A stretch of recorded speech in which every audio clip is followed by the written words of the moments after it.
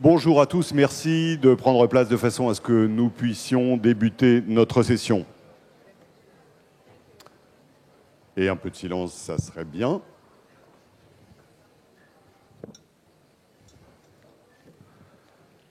Bonjour à toutes et à tous. Ravi de vous retrouver ce matin pour un thème avec un ordre de mission assez large.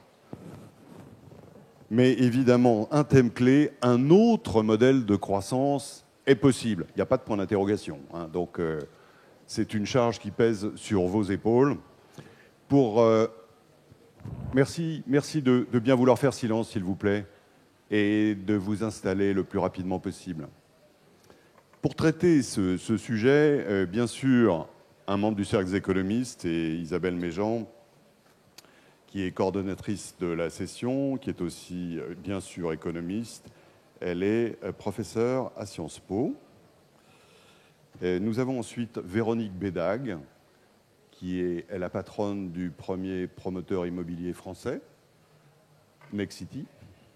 Jean-Pierre Clamadieu, qui est président d'Engie, l'un des principaux énergéticiens européens et français, bien sûr. Sylvie Géano, qui est la patronne de Dalkia, dans le groupe EDF. Tatiana Molcean, qui est la secrétaire exécutive de la Commission économique des Nations Unies pour l'Europe. Et enfin, à ma droite, mais à l'extrême gauche du plateau, Philippe Val, qui est le patron du groupe La Poste. Pour commencer, bien sûr, on va écouter Isabelle Méjean qui va cadrer un peu ce sujet avec l'œil expert de l'économiste. Isabelle, c'est à vous. Merci beaucoup, merci d'être là, merci aux participants d'avoir accepté de contribuer à cette table ronde. Donc aujourd'hui, on va parler croissance et j'ai envie de dire on va finalement parler croissance parce que c'est un sujet qui a été étonnamment absent des derniers mois de campagne en France. On a très peu parlé des sujets de croissance, alors même qu'il y a évidemment beaucoup de choses à dire, à la fois du point de vue quantitatif et du point de vue qualitatif. Donc, du point de vue quantitatif, on le sait, il y a un décrochage qui est bien documenté de l'Europe par rapport aux États-Unis en termes de croissance de la productivité. Ce décrochage, on l'observe depuis le milieu des années 90. Il s'accélère à partir de la période du Covid. Et ce décrochage, il est d'autant plus inquiétant que nous sommes dans des périodes de changement technologique importants qui devraient nous apporter des gains de productivité. Donc, je ne vais pas développer. Philippe Aghion en a parlé hier dans la séance introductive, mais nous devons nous poser la question des gains de productivité. Ces questions, elles portent aussi sur le qualitatif. Quel modèle de croissance pour les 30 dernières années? Et ici, il y a des enjeux qui ont été, pour le coup, peut-être un peu plus discutés récemment. On a beaucoup parlé des questions d'inclusivité. Quel modèle de croissance qui soit inclusif, qui embarque tout le monde dans le système? Et il y a évidemment beaucoup de choses à dire sur ce sujet. Et puis, je pense qu'aujourd'hui, c'est difficile de nier le fait que la croissance des 30 prochaines années sera verte ou ne sera pas. Dans cette situation, je pense que c'est d'autant plus inquiétant de se retrouver une fois encore à la faveur des cycles électoraux dans une situation de très grande incertitude sur les orientations générales.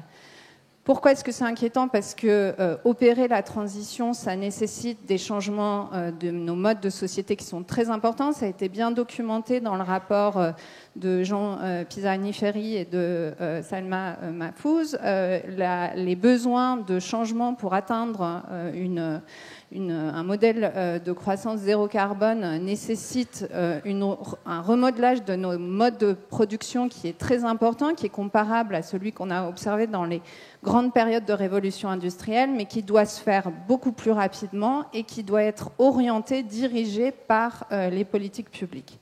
Donc en termes quantitatifs, on estime que ça nécessite des investissements de l'ordre de 2 points de PIB à l'horizon 2030. Donc c'est des investissements budgétaires qui sont massifs, mais qui sont rentables au regard du coût de l'inaction. Un papier récent de Adrien Bilal et son co-auteur estime par exemple qu'un degré supplémentaire à l'échelle mondiale, ça coûte 12% du PIB mondial. Donc ici, il n'y a pas photo. On sait qu'il faut agir et il faut agir rapidement. La question, c'est à quel rythme est-ce qu'on agit? Et clairement, aujourd'hui, les efforts ne sont pas suffisants, les investissements publics ne sont pas suffisants et pas suffisamment efficaces. Et encore une fois, ça a été discuté hier. Et puis, il y a encore insuffisamment d'investissements privés qui se dirigent vers les technologies de la décarbonation. Donc évidemment, dans cette table ronde, on va avoir plein de choses intéressantes à dire sur toutes ces questions. Comment mettre en place un système pour stimuler l'investissement privé. Je vais juste finir sur encore quelque chose qui est sans doute un peu un écho à l'actualité. Ce qui est très bien documenté empiriquement, c'est que l'investissement privé, il ne se fait pas dans des périodes de forte incertitude, que cette incertitude soit politique, économique, réglementaire. Donc on a besoin d'une orientation claire, on a besoin que l'orientation claire qui a été mise en place par la précédente commission soit prolongée aujourd'hui avec des étapes claires sur la décarbonation de l'économie. Et puis on continue à avoir besoin, et ce n'est pas très populaire de le dire, mais d'une puissance normative à l'échelle européenne, parce que pour échanger, mettre en place les changements technologiques dont on parle, il faut avoir un cap réglementaire, connaître un petit peu les normes qui vont être choisies dans les prochaines années. Donc voilà, je me réjouis d'entendre ce que les autres ont à dire sur ces sujets et je vous remercie encore de participer. Merci. Merci Isabelle pour ce cadrage. Je me tourne maintenant vers vous, Véronique Bédac. Vous êtes patronne de Nexity, je le disais. Une croissance inclusive évoquée par Isabelle à l'instant. Bon, ça commence bien sûr par l'accès au logement pour tous. La crise du logement, ce n'est pas un problème spécifiquement français, mais il est français. Et c'est l'un des facteurs qui explique la crise politique actuelle. Quels sont, selon vous, professionnels éminentes du secteur, les leviers pour améliorer la situation ? Je reviendrai dans une minute, mais c'est vrai qu'en préparant cette table ronde, Philippe Val faisait remarquer qu'il n'y avait pas de décroissant autour de la table, et tu l'as regretté, tu te dis quand même il faudrait qu'on ait un peu de partisans de la décroissance. C'est pas vous qui allez jouer ce rôle-là? C'est pas moi qui vais, non, c'est pas moi qui vais jouer ce rôle-là, parce qu'au fond, quand on discute avec nos concitoyens, quand on voyage dans le monde aussi, vous en direz un mot dans une minute, la croissance, ça garde au fond un aspect très positif. Dans la vraie vie, dans la croissance, ça nourrit, ça protège, ça loge. Je rappelle qu'il y a des gens qui vivent dans la rue dans notre pays. Il y a beaucoup d'habitats informels dans le monde entier. Donc la croissance est associée au fond à l'amélioration des conditions de vie des humains. Mais effectivement, les modèles traditionnels de croissance de nos économies ne se rendent pas tout à fait bien compte de ce qui se passe aujourd'hui. Il s'est passé deux choses. Bon, la crise écologique, on s'est rendu compte que le monde était fini. Moi, quand j'étais jeune, il y a fort longtemps, on n'imaginait pas le monde fini. Le monde est fini aujourd'hui. Avant, dans les entreprises, je pense qu'il fallait créer la demande, au fond. C'était la grande époque du marketing. On pouvait créer de la demande. On en a créé de la demande pendant des années et des années. Et puis aujourd'hui, il arrive que des entreprises nous enseignent à moins consommer. Jean-Pierre, j'ai vu Engie le faire. Mais ça, évidemment, c'est ça qu'il faut faire. Mais vous imaginez la révolution à l'intérieur de l'entreprise. Et puis aussi, il faut produire différemment. Et là, si je reviens sur mon métier, on faisait un métier qui n'était pas dans le métier de promoteur, qui n'était déjà pas un métier simple. Au fond, on achetait des parcelles et puis on construisait du neuf. Aujourd'hui, une bonne partie de notre activité, ça n'est plus ça. C'est quelque chose d'un peu plus compliqué, c'est de la régénération urbaine. On va s'intéresser à des quartiers où on ne s'intéressait pas forcément avant parce que c'est compliqué. Voilà. Ça peut être des parkings silos, ça peut être des zones industrielles, ça peut être des entrées de ville. On va regarder ce qui est déjà là, on va travailler avec le déjà là. Je vous assure, c'est un autre métier. C'est un métier passionnant, mais c'est un autre métier. Et c'est un métier qui, si on n'y prend pas garde, peut conduire à un renchérissement du coût de ce qu'on produit, tout simplement parce que la rénovation, c'est plus cher naturellement que le neuf. Donc vraiment, une crise écologique qui a changé la façon qu'on a eu de regarder nos métiers, et je pense qu'on le dira tous de notre fenêtre. Et puis une crise sociale.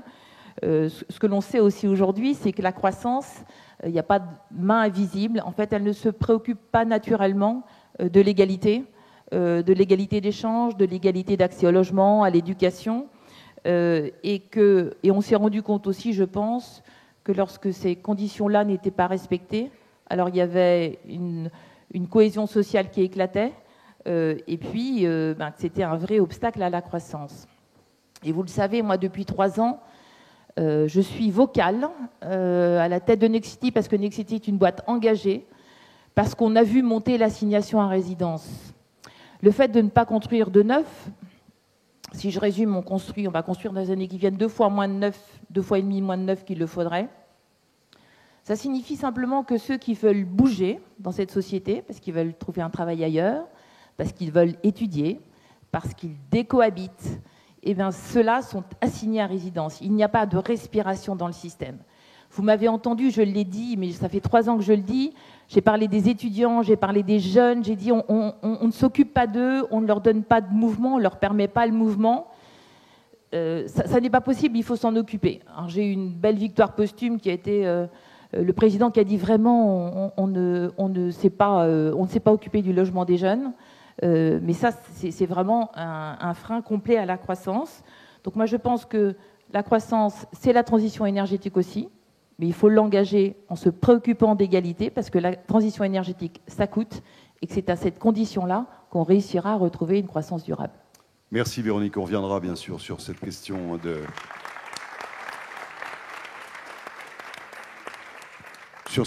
du coût de la transition énergétique et de son lien justement avec le modèle de croissance. Bien sûr, Jean-Pierre Clamadieu, président d'Engie. Bon, l'énergie, bien sûr, c'est une dépense, c'est un bien essentiel pour la croissance, pour la vie, tout simplement. Est-ce qu'il y a un modèle d'organisation pour le marché de l'énergie qui permette à la fois de rendre ces biens essentiels plus accessibles, de garantir aussi l'investissement ô combien nécessaire des industriels, tout en préservant la souveraineté énergétique du pays?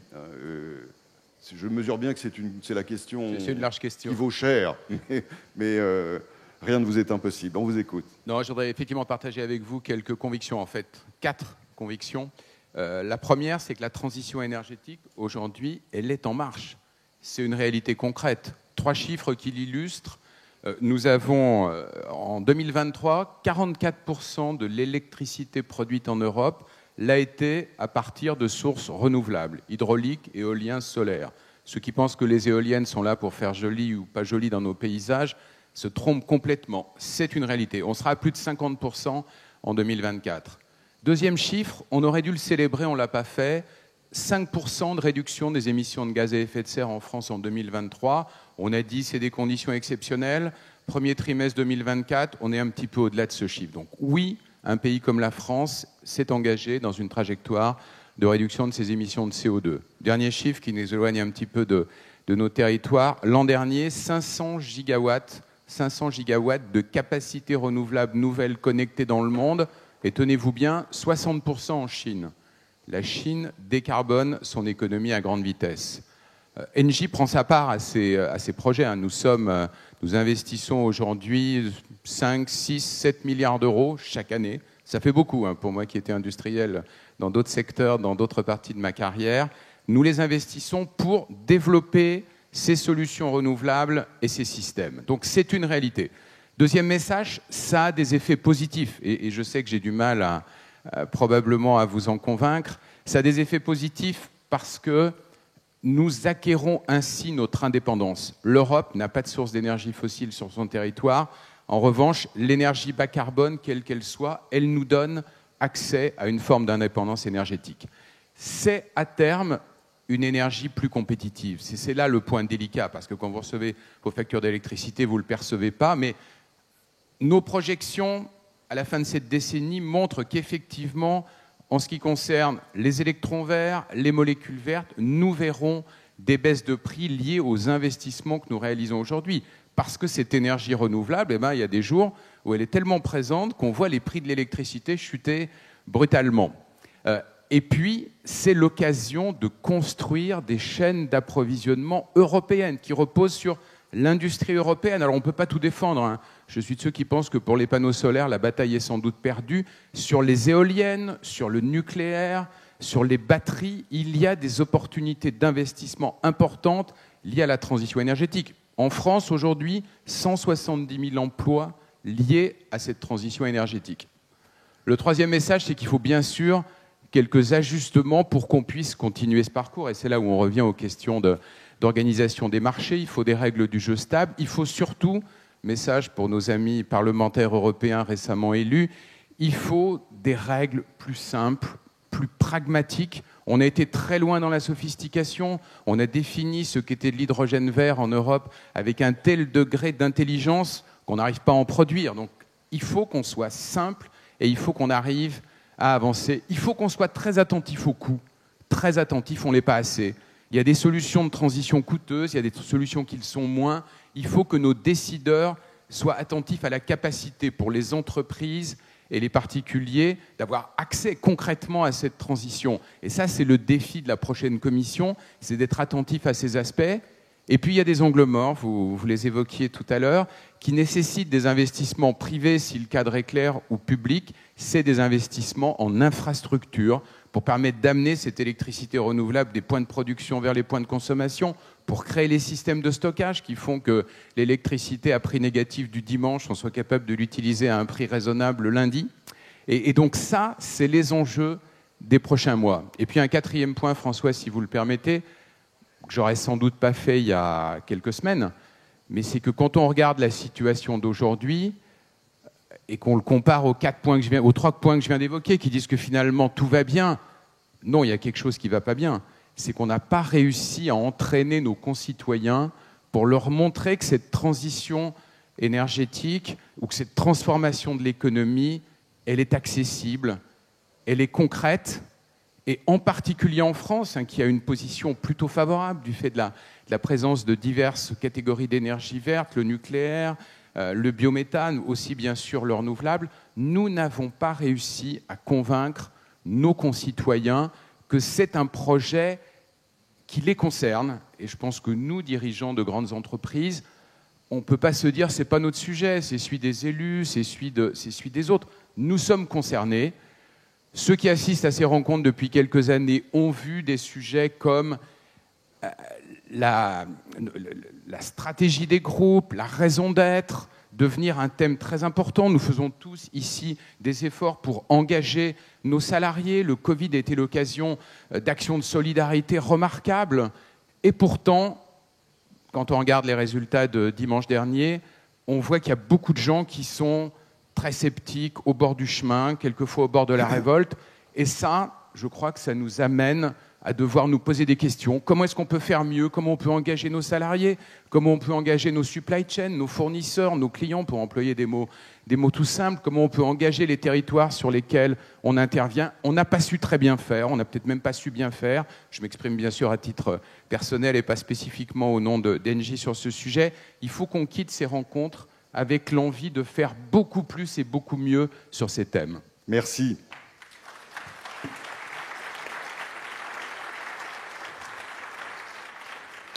Merci Jean-Pierre. Sylvie Joanneau, je me tourne vers vous. Vous êtes PDG d'Alkia, un groupe qui est aussi engagé dans la transition énergétique, bien sûr. Cette révolution, alors elle a été évoquée par chacun des 3 intervenants qui vous précèdent, contrairement aux autres révolutions technologiques, elle ne crée pas de productivité. Et pourtant, elle est nécessaire. Isabelle l'a rappelé, 1 degré, c'est 12 points de PIB en moins. Comment est-ce qu'on peut faire pour que cette transition ne soit pas inégalitaire et ne provoque pas les réactions évoquées par Jean-Pierre à l'instant? Écoutez, bonjour à toutes.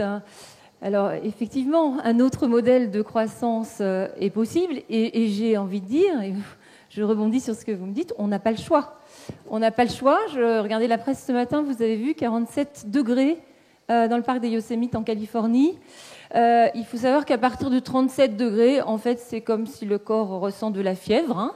Donc, on souffre. Et donc, il y a un énorme sujet. Et l'urgence, je trouve, se fait sentir de plus en plus. Et donc, il va nous falloir concilier effectivement une croissance économique, parce qu'on a besoin d'investir, ça a été multiplement dit, concilier une croissance économique et avec une réduction des émissions de CO2, en faisant en sorte que cette transition énergétique, elle soit effectivement juste. Alors la première chose que je voudrais dire, et je suis évidemment au sein du groupe EDF qui porte ces métiers, et je rebondis par rapport à l'intervention précédente, les solutions effectivement existent. Alors comment On décarbone, je vais refaire un petit peu de schématisation, on décarbone en consommant moins et en consommant de l'énergie bas carbone. Consommer moins, on retrouve ces logiques comportementales autour du plan sobriété, dont on a beaucoup parlé pendant la crise ukrainienne, la sobriété, je consomme moins, je pilote mes consommations, je fais attention. Et puis, consommer moins, c'est aussi avoir des solutions plus efficaces énergétiquement. Par exemple, une pompe à chaleur est plus efficace énergétiquement que ma vieille chaudière. Donc voilà, consommer moins. Consommer bas carbone, il y a là encore deux grands axes à retrouver. On aime beaucoup de parler d'électricité, production d'électricité bas carbone. C'est facile, relativement facile de faire de l'électricité bas carbone, et donc on va électrifier. L'électricité va croître en consommation, on va électrifier les véhicules électriques, on va électrifier à travers des pompes à chaleur, on va électrifier en produisant de l'hydrogène, premier axe. Et puis il y a un deuxième axe dont on parle probablement un peu moins, qui est la production de chaleur. Quand vous regardez les consommations, je regarde la France, mais il y a des choses analogues dans tous les pays, plus de 45% des consommations d'énergie en France sont consacrées à faire de la chaleur. La chaleur, c'est du chauffage, de l'eau chaude et de la chaleur aux vapeurs industrielles. Et quand on regarde comment c'est produit aujourd'hui, c'est plus de 2/3 d'énergie fossile. Donc cette chaleur, il va falloir la décarboner, c'est-à-dire aller chasser toutes les énergies fossiles qui sont aujourd'hui utilisées. Et pour cela, alors chez Dalkia en particulier, mais on sait aller chercher les énergies du territoire. L'énergie de la terre, la géothermie. Pas très loin d'ici, à Marseille, on utilise l'énergie de la mer. Hein. On fait des boucles et avec des pompes à chaleur, on produit des réseaux de chaleur et de rafraîchissement avec l'énergie de la mer. Donc les pompes à chaleur sont aussi une forme de chaleur bas carbone. Le bois énergie est du chaleur bas carbone. Et il y a une énergie qui est incroyable, c'est celle qui se perd, ce qu'on appelle l'énergie fatale. Il y a des sites industriels, je vais citer un projet public, Constellium, à Issoire, grosse chaufferie de pièces d'aluminium, ça fabrique des pièces d'avion. Ben nous, on sait récupérer cette chaleur, les calories perdues, en fait les calories qui se perdent, pour les réinjecter dans des réseaux et faire du chauffage bas carbone. Et ce qui se passera pour décarboner in fine l'ensemble, c'est qu'on va faire des écosystèmes qui prennent en charge toutes les solutions. On va faire de la flexibilité autour de ces solutions, beaucoup de flexibilité. On va piloter, il y aura du stockage, on a parlé de batterie, et on va piloter l'ensemble de ces solutions, du consommer moins et du consommer mieux. Et alors, je vais répondre à votre question. Je vois 4 facteurs clés de succès pour réussir. Le premier, c'est les modèles économiques acceptables qui vont faire en sorte qu'effectivement, on trouve des logiques économiques que font que cette transition écologique est acceptable pour tous. Et évidemment, on parlait un petit peu du flou aujourd'hui politique. On a besoin d'un certain nombre de régulations qui donnent de la vision. Donc il y a un certain nombre de solutions qui sont accompagnées, vous le savez bien, par des subventions. Par exemple, pour les réseaux de chaleur aujourd'hui, ça s'appelle le fonds chaleur qui est piloté par l'ADEME. Deuxième axe de progrès, l'innovation. L'innovation, il y en aura partout, hein, technologique, digitale. Je vais vite, donc je vous donne mes quatre facteurs clés de succès. Troisième facteur clé de succès, c'est faire, et ça a été dit juste à l'instant, je ne détaille pas, de cette transition énergétique un facteur de réindustrialisation. Fabriquons nos pompes à chaleur en France, fabriquons nos tuyaux en France, etc. Enfin, toutes ces solutions-là, ce qu'on n'a pas fait pour les panneaux photovoltaïques, effectivement. Et puis, dernier point, et c'est quand même le nerf de la guerre, les compétences. On ne réussira pas cette transition, cette croissance verte et durable si nous n'avons pas les compétences. Ça veut dire des techniciens, ça veut dire des ingénieurs. Et puisque les thématiques, je pourrais parler très longtemps des compétences, François, mais puisque la thématique de ces rencontres, c'est relier les mondes, alors juste un petit clin d'œil, relions le monde de l'école pour rendre attractifs ces métiers de la transition énergétique qui sont diablement porteurs de sens. Merci.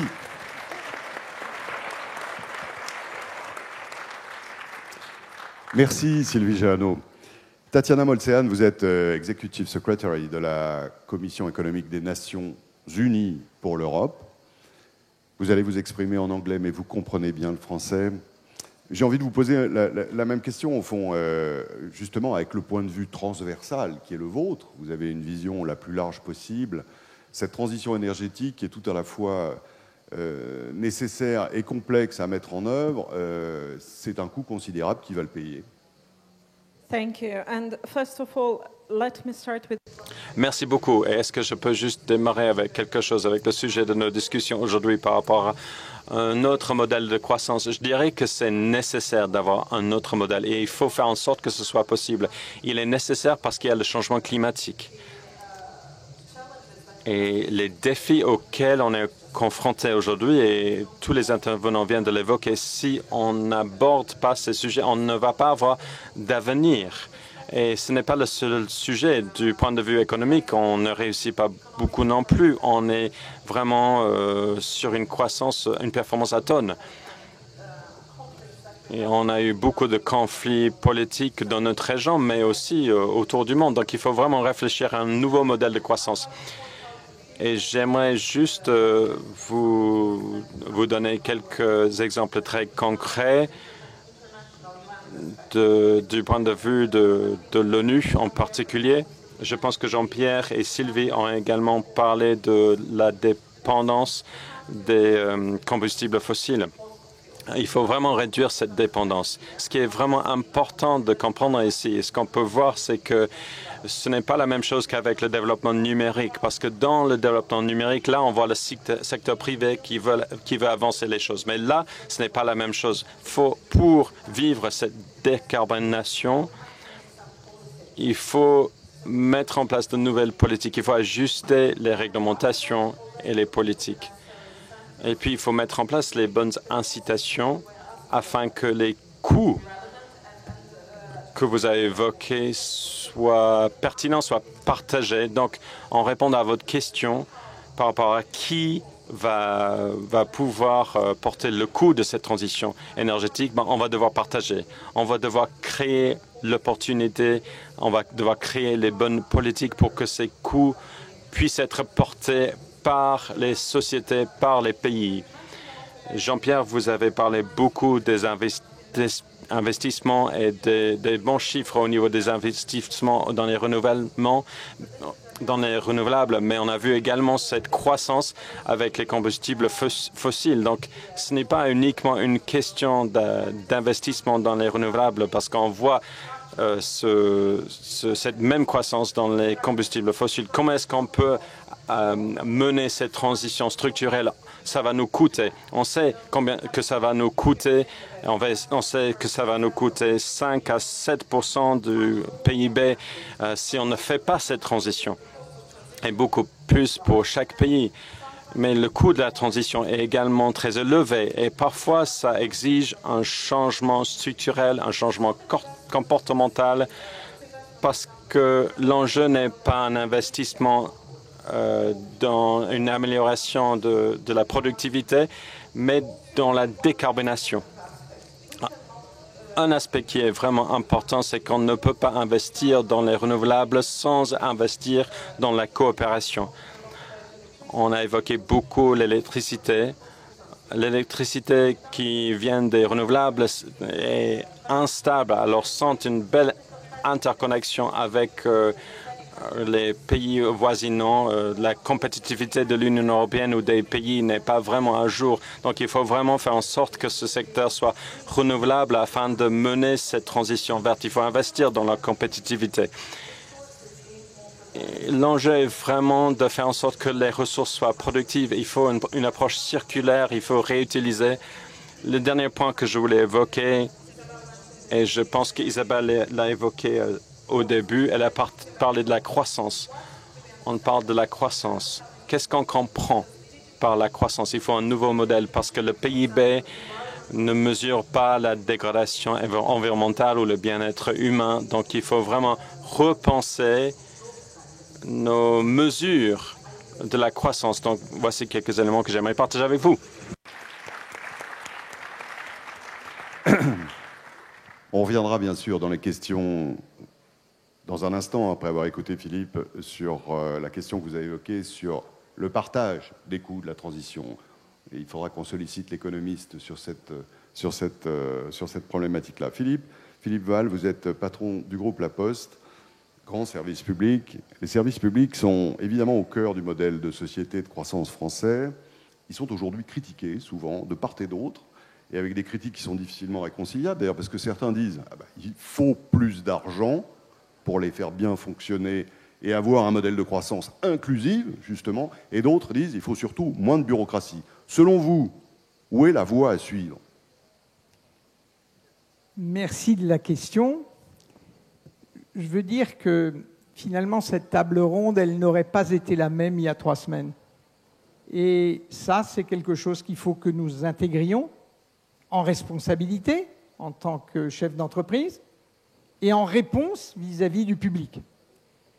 La perception des services publics est très émotionnelle, mais je suis d'accord avec vous, ce que nous disent des millions de personnes, c'est premièrement, nous ne savons pas vivre sans service public, et nous en avons une demande qui n'est pas toujours précise, et donc je pense qu'une des premières choses à tirer de ça, c'est faire l'autocritique et de voir comment on peut y répondre. Ça suppose quand même que les électeurs n'oublient pas qu'une fois qu'ils auront exprimé leurs besoins de services publics, ils viennent de le faire. Ces services publics doivent être financés. Voilà, c'est quand même la première chose. Parce que avoir mal au service public est une chose, les entreprises qui ont aussi des missions de service public doivent répondre à ce mal au service public, mais pour éviter que tout ça finisse en injonction contradictoire, il faut les financer et être logique dans cette demande. La deuxième chose, c'est que si nous ne savons pas vivre sans service public, il est extrêmement clair, et je crois que chacune et chacun l'a dit, que nous ne savons pas vivre sans croissance. Est-ce qu'il faut s'en désespérer ou pas? Ce n'est pas le sujet. On n'a pas de partisans de la décroissance sur le plateau. Mais nous, collectivement, là, nous tous, nous ne savons pas vivre sans croissance. Et par contre, il importe de mieux partager la croissance. Et alors, comment on fait? Tout à l'heure, on a dit, mais on a du mal à convaincre, on a du mal à engager. On a du mal à convaincre et à engager parce qu'il y a des choses qu'on ne partage pas. Je voudrais d'abord parler aux actionnaires. Je crois que si les actionnaires veulent aider au changement de mode de croissance, il faut qu'ils exigent moins de rendement, il faut qu'ils acceptent que les entreprises ne soient pas obsédées par la maximisation de leurs profits. Alors vous êtes en train de sourire et de vous dire « ils rêvent », ça n'existe pas. Eh bien, moi, je vais vous prouver que, historiquement, ça a existé. Dans le capitalisme, notre régime, jusqu'en 1980, et c'est très bien décrit dans un ouvrage d'un économiste américain qui s'appelle John Kenneth Galbraith, le nouvel État industriel, on ne cherchait pas la maximisation du profit. On ne cherchait pas la maximisation du profit. Donc si on ne l'a pas cherché entre 1945 et 1980, eh bien il est peut-être temps de se dire qu'il y a un nouveau moment historique qui commence, c'est de considérer qu'il faut du capital patient. Parce que le capital patient, il va permettre à la planète de s'adapter et de répondre aux grandes demandes d'aujourd'hui. Première chose. Deuxième chose, les collectivités, le pouvoir public, l'Europe, très clairement, il y a besoin d'investissements massifs pour gérer le vieillissement de la population, changement inéluctable. Et évidemment, un système de santé à 1 million de nonagénaires, c'est beaucoup plus cher, vous savez, qu'un système de santé où il y en a 200 000.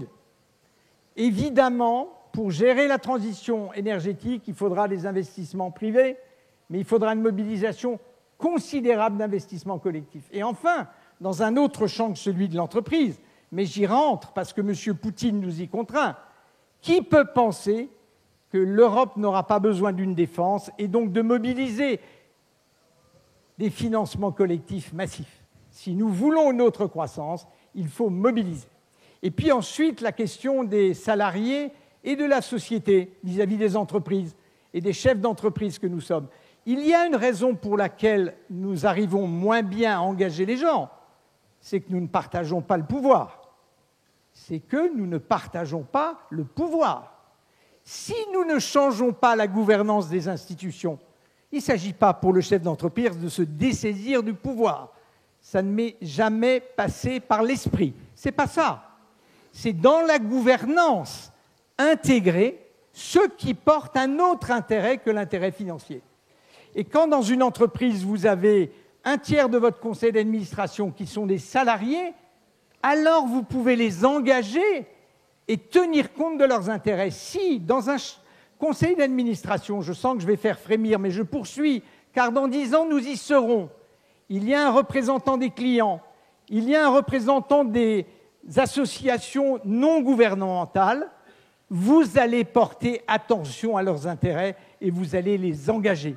L'engager, ce n'est pas simplement la pédagogie de sachant à des gens qui ne comprennent rien. C'est le partage des objectifs, c'est le partage des enjeux, c'est le partage du pouvoir. Merci.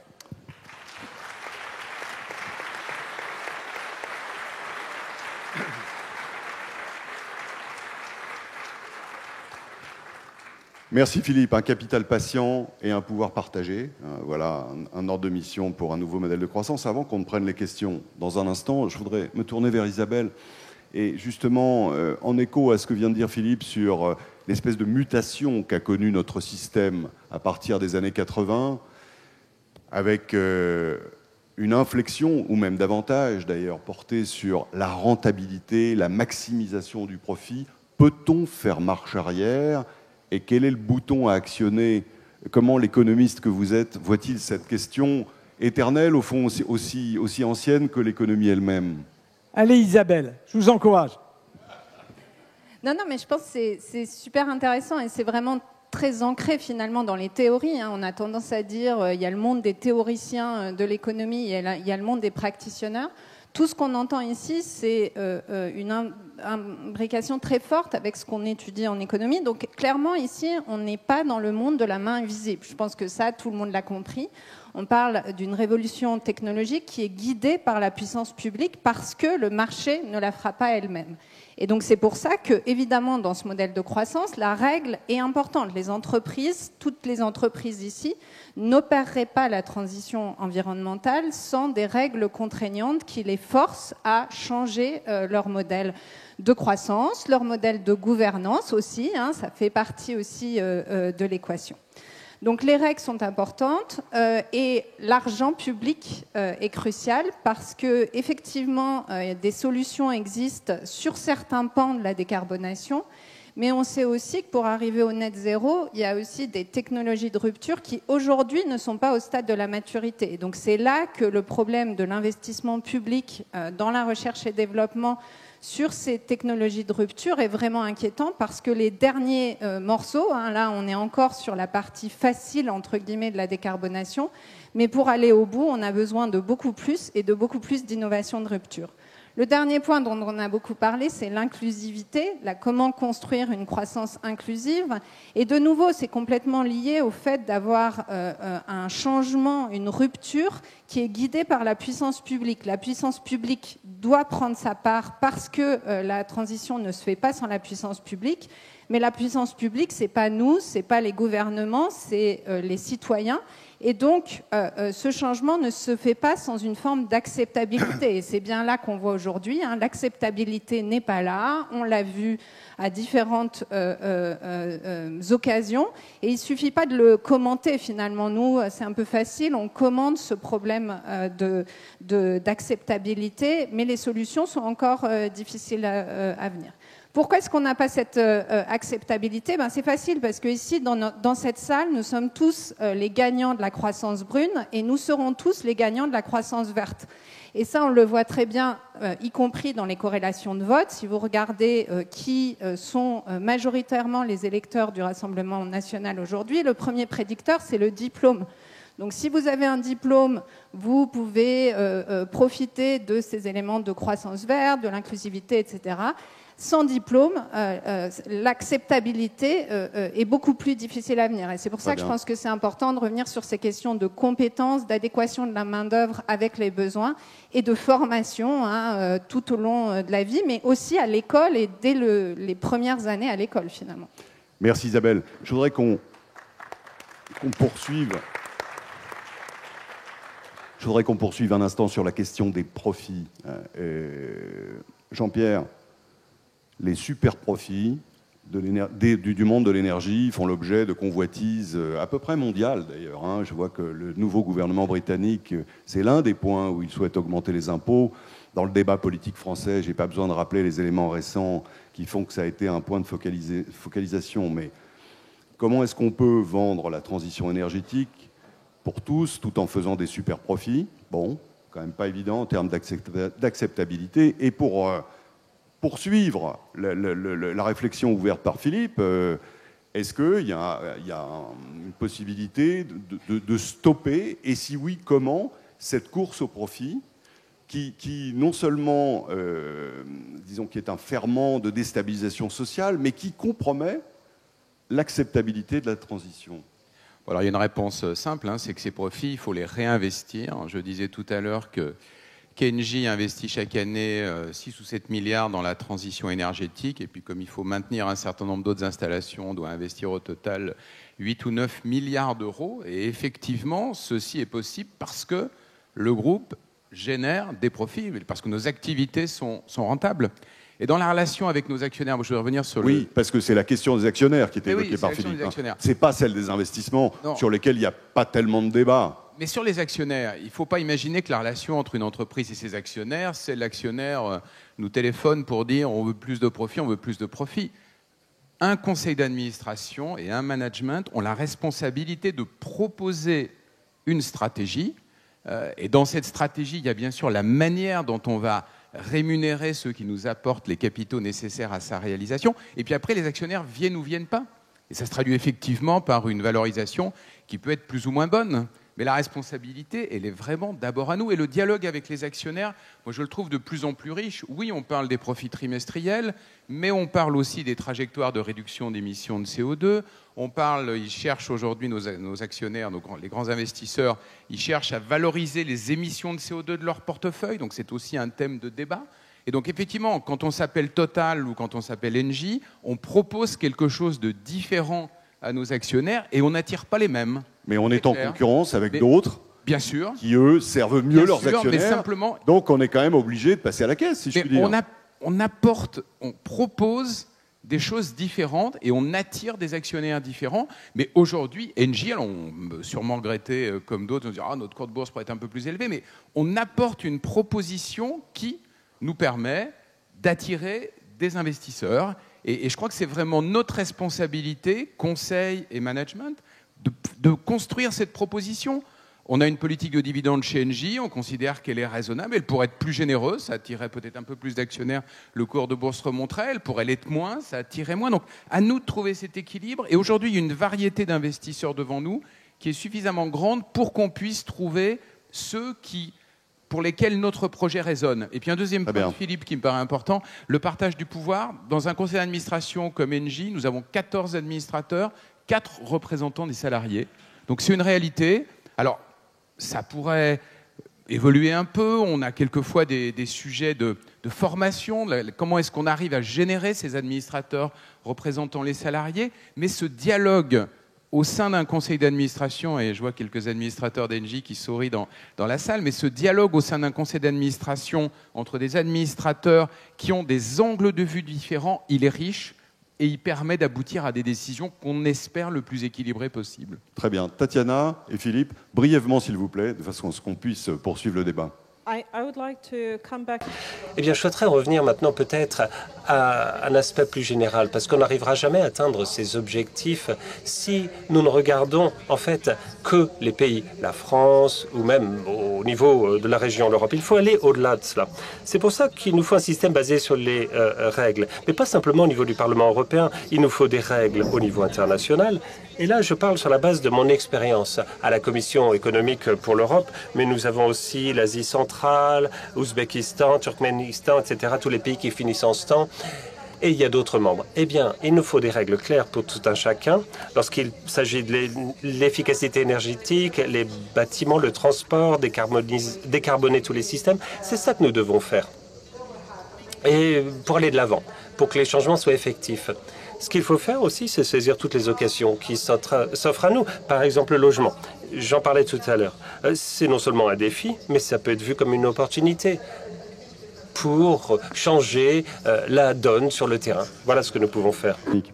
Oui, je voudrais juste rassurer tout le monde. Le groupe La Poste est profitable. Dans une année détestable, l'année dernière, il a gagné plus de 500 millions net de profit. L'année précédente, c'était 1,1 milliard. Un chef d'entreprise qui ne cherche pas le profit doit changer de métier. Ce n'est pas ça mon sujet, hein. Mon sujet, c'est de partager avec vous qu'il y a depuis 1985 la constitution d'une doxa qui estime, et c'est exprimé par ce qu'on appelle le théorème de Milton Friedman, que la responsabilité sociale d'une entreprise, c'est la maximisation du profit. C'est ça que je questionne. Et évidemment, ma situation est plus simple que celle de Jean-Pierre, parce que moi, je n'ai que deux actionnaires, vous et la Caisse des dépôts. Donc c'est très sympa. Pour lui, c'est plus compliqué. Mais ne passons pas à côté de ce sujet. La clé du système, c'est la recherche permanente de la maximisation du profit, du court terme. Et là où je veux vous donner de l'espoir, c'est que historiquement, ça n'a pas toujours été comme ça, et que ça dépend donc de nous tous, que puisse commencer une nouvelle époque du capitalisme, où le capitalisme sera plus patient et moins avide. Enfin, sur le partage du pouvoir, évidemment que je sais qu'il y a des administrateurs salariés dans tous les conseils d'administration. Je pense, et je vous le dis, qu'il faut aller beaucoup plus loin dans le partage avec les salariés et dans le partage avec la société civile. Moi, je ne serais pas choqué par le fait que la loi prévoit qu'il y ait d'autres représentants d'intérêt pour donner à la fois des angles de vue différents, mais plus fondamentalement des intérêts différents dans les organes de gouvernance. Philippe, juste une question, je me fais un peu l'avocat du diable en quelque sorte, mais les zones les plus innovantes de la planète, y compris sur les questions de changement climatique, de transition, dans tous les domaines, c'est des zones comme les États-Unis, la Californie singulièrement, qui sont plus encore que chez nous mobilisées par la recherche du profit. Comment concilier tout ça avec votre discours? Autrement dit, j'entends bien, hein, on a bien compris votre discours convaincant, mais pour autant, on observe que l'aiguillon du profit a aussi eu son utilité dans l'innovation et dans les transitions technologiques et climatiques. Mais je l'ai redit, vous n'avez pas devant vous un adversaire du profit. J'en suis fier, je vous ai déjà donné 2 chiffres, je vais vous épargner les 10 autres années de profit de la Poste. D'accord? Ce n'est pas le sujet.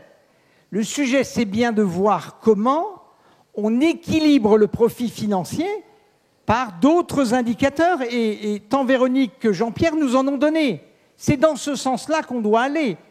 Et si on atteint ce niveau d'innovation et ce niveau de profit, et que ça se traduit par ce que nous voyons devant nous, la crise sociale, la crise politique, la crise écologique, il y a quand même un moment où il faut interroger les fondements du système. Et je suis très favorable à l'économie de marché parce que c'est celle qui est la plus efficace. Mais vous voyez bien, il faut aller plus loin là-dedans. Et moi, je crois beaucoup notamment à la notation extra-financière. C'est très important. Ça rejoint d'ailleurs ce que disait Tatiana sur les nouveaux critères d'appréciation de la croissance. Véronique et Sylvie ensuite. Juste un mot pour dire que nos concitoyens, la croissance verte, ils l'ont d'abord vu avec une hausse des prix et moins d'accessibilité. Vous investissez, ça se traduit dans vos prix. La facture énergétique est devenue un sujet politique. Carlos Tavares l'a dit très vite. Il a dit attention, la voiture électrique, c'est beaucoup plus cher que la voiture thermique. Or, il y a plein de Français qui ont besoin de voitures et qui n'ont plus accès à ces voitures-là. Je parle du logement. Nous, c'est notre combat quotidien. Mais un logement vert, c'est plus cher qu'un logement standard. Et ça crée une rupture dans la société. Ça crée une rupture dans la confiance qu'une partie de la population a notre capacité à les amener vers un futur où on aura tous notre place. Et ça, je pense que pour tuer la croissance, c'est magique. Vraiment, les ruptures sociales, l'absence de confiance, moi, je ne crois pas à la croissance dans ces conditions. Donc, notre vrai combat, je le redis, c'est la croissance verte, mais c'est la croissance verte accessible. Sylvie. Juste peut-être pour compléter, on a dit que cette croissance allait être verte. ou ne sera pas. Et en rebond de ce qui vient d'être dit sur la notation extra-financière, je pense que ça influence la façon dont les entreprises fonctionnent et ça influence les actionnaires également. Et donc moi j'ai envie de dire, l'entreprise de demain sera engagée ou ne sera pas. C'est-à-dire elle sera engagée dans sa trajectoire carbone, elle sera engagée dans le respect de la biodiversité, elle sera engagée socialement et sociétalement. Et moi qui recherche des compétences, et je ne suis pas les seuls parce que la transition énergétique va créer 300 000 emplois, si on ne va pas chercher le 1,5 million de jeunes qui sont un peu à côté des formations qui ont pour rien ce qu'on appelle les NEET, en langage sans formation, sans emploi, etc. Si on ne va pas les chercher, Jean-Hervé Lorenzi en parlait hier en l'introduction de l'après-midi, eh bien, on a tout faux. Il faut aller chercher ces jeunes, on va les reconvertir, on va être engagés, nous, les entreprises, dans ce recrutement plus inclusif et qui est important sociétalement. On va les faire des stages, on va les faire des reconversions, des formations pour l'alternance, etc., etc. Merci. Avant de demander un mot de conclusion à Isabelle, y a-t-il des questions? Oui, je vois une main qui se dresse. Si on pouvait apporter un micro à monsieur. Question brève, vraiment, monsieur, s'il vous plaît. Et j'en vois une aussi de l'autre côté. Madame, si vous pouvez vous présenter, monsieur, et vraiment formuler une question brève. On prend la question de madame ensuite, et nos intervenants répondront collectivement. Ashwini Kakar, Action contre la faim. Alors, mon question, c'est seulement que, est-ce que ce n'est pas le temps de bouger de économique keynésien ou Milton Friedman ou quelque chose comme ça, parce que low cost artificial intelligence is going to overtake the human mind. Robotics is overtaking va reprendre le cerveau humain. Les inégalités, la pauvreté sont arrivées à des sommets. Il y a le climat, le changement climatique, et donc aussi il y a le coût de l'eau qui augmente. Ne faut-il donc pas envisager un modèle économique complètement nouveau? Et nous attendons le prix Nobel, le meilleur économiste, qui pourra envisager ce nouveau modèle économique. La question de madame. Oui, si on pouvait apporter un micro à madame qui lève le bras, qui est habillé en noir. Voilà. Et nos intervenants répondront collectivement aux deux questions. Monsieur, votre question était assez englobante et elle croise largement notre ordre de mission. Donc, certains éléments ont été donnés, mais je laisse le soin à nos intervenants de les reprendre. Madame. Bonjour, merci pour ces brillantes si vous pouvez vous présenter. Oui, bonjour, je m'appelle Anne Dubelois. J'ai une question en lien avec la production d'énergie et notamment les propositions d'énergie telles que la géothermie et autres. Est-ce que c'est à l'échelle Est-ce que c'est à l'échelle par rapport aux besoins croissants d'énergie mondiale? Et je m'interroge du peu d'investissements proposés dans le projet ITER par rapport aux 200 milliards qui sont investis tous les ans dans le monde sur les énergies fossiles. Merci madame, très bien.